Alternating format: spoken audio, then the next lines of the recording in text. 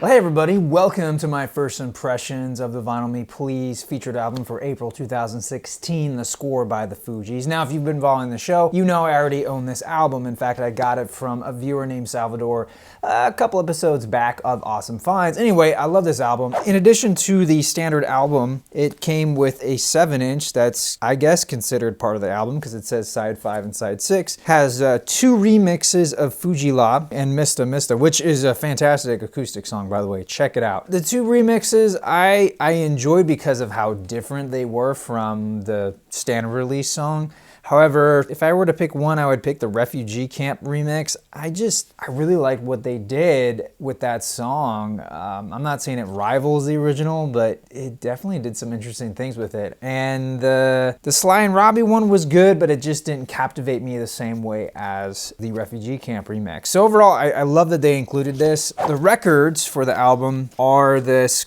half black, half gold thing.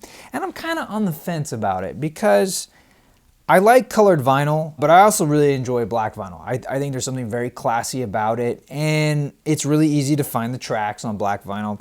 This sort of split color thing is interesting, but I don't know if I necessarily 100% like it. It's a little messy.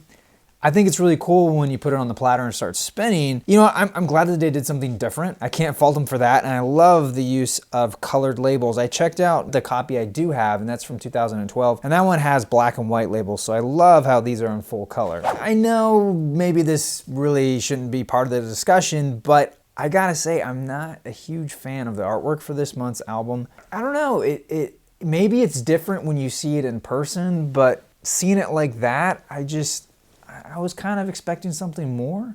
Maybe something that tied in better with the album itself. Sometimes some of these releases, the artwork really jives with the album, and I love it when that happens. But this, like, if I were to see this on its own, it wouldn't scream Fugees to me.